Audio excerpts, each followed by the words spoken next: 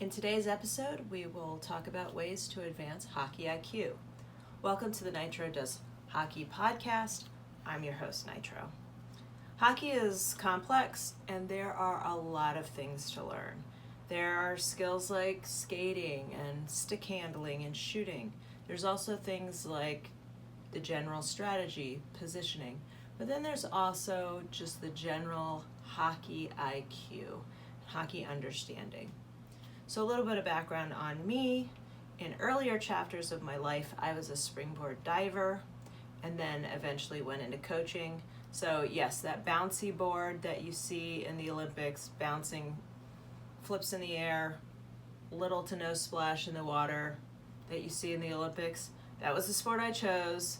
I probably had a little less bounce, a few less flips and twists, and a lot more splash. But that's okay. I did manage to compete all the way through college.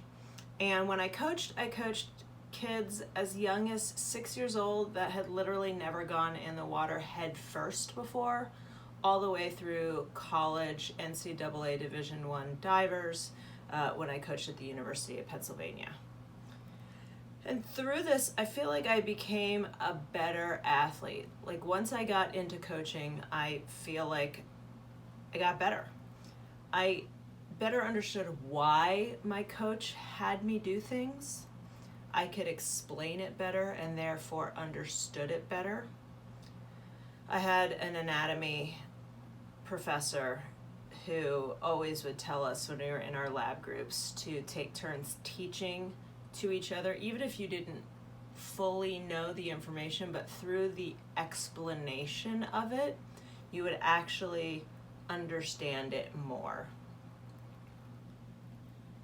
I also had to, especially for like the youth, demonstrate skills to show them what to do as an example. And so sometimes I feel like, at least for me, I could get to a certain spot where I didn't always do those more basic or more rudimentary things, but having to keep up that proficiency so that I could demonstrate it also helped make me a better athlete. Additionally, I had to figure out the mental aspects of things and not just the technical. With that context in mind, when the LA Kings organization promoted a women's-only coaching and officiating clinic in August of 2024, I jumped at the opportunity. I thought this would be a great way to understand coaching hockey better, understand the format and curriculum that USA Hockey used and made available to coaches, understand officiating better. And with that, I'm talking about like, what are officials looking for? How does the positioning work? How much harder it is for our league officials, that sometimes we have one official, that's really hard. Sometimes we have two, whereas in higher levels, they'll have 3 or 4 officials. Understanding the difference, it's easier for me to give our officials more grace, especially if there's only one, because he's just not going to be able to see everything. And now that I understand positioning and who covers what, I have that grace, compassion, and that foundation from which to give it.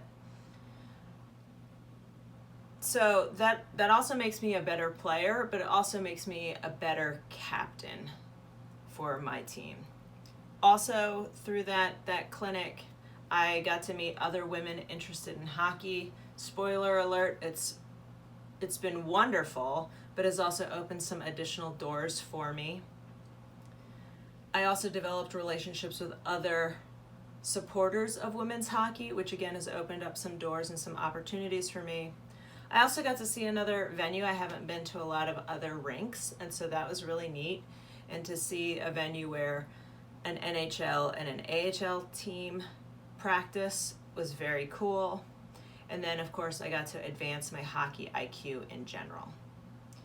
It was an incredible weekend. The LA Kings community development staff, and specifically Molly, really know how to do things right. They make you feel welcome and important. They really make you feel like hockey needs you and wants you to be a part of it. The weekend included classroom sessions on Saturday for coaching, and then on Sunday they actually set up this big tarp in the classroom, and they taped it and drew on it and made it actually look like a sheet of ice, a rink. And they took us through positioning for officiating, where to stand. They took us through certain scenarios, like if this happens in this area, where's the face-off going to be? They taught us when to put our hand up for icing, how long to keep it up, and like I said, some additional scenarios. We also had ice time to practice positioning on skates on a full sheet of ice, which, spoiler alert, is completely different from doing it on a tarp in a classroom, but it was really cool to get on the ice and to be able to practice some of those things. There were a few things that made the weekend so wonderful. This is just some of them. There's some that I'm sure I'm forgetting, but the event communication and logistics, if you're running an event, communicate and get those logistics dialed in. It makes all the difference in the world. The hospitality, the way that they really treated us and made us feel special was incredible. The facility was fantastic. There was this culture of respect and learning. The instructors really knew that we had a wide variety of experiences, and they appreciated that, they respected that, and I think they really valued that there were so many people that were really new to this, that were trying to increase their understanding and further the women's game. It was, of course, this incredibly cool, such a rad group of women who all wanted to be there. And then, of course, there was this high quality instruction. The instructors were not only experienced coaches, officials, and administrators, but they were also excellent teachers and extremely patient. I can't speak for all coaching and officiating clinics, but this one was fantastic. I highly recommend looking for opportunities like this to advance your hockey IQ, to give you a greater understanding of the game, potentially make you a better coach, athlete, captain, advocate, to expand your community, and to have fun. I am hopeful that the LA Kings organization and other NHL organizations around North America will continue to host women's-specific opportunities like this clinic and the women's hockey camp that I attended in May of 2025. More on that in a later episode. I really think that this is a great way to provide an opportunity for women to find hockey and a love of the game, to create greater understanding. Long term, this is going to have the added benefit of growing the game with more women fans, more women players, more league participation, more women looking for learn to play or skill advancement, and possibly more women getting their daughters, nieces, other girls they interact with, like neighbors and students and friends' daughters interested in hockey. To look for clinics near you, you can go to usahockey.com. I'll drop that link in the show notes here. And you can utilize the coaches and the officials tabs. There's one of each. And that way you can find different educational resources available there to the public and clinics near you. I really can't speak highly enough about the clinic that I attended. It was amazing.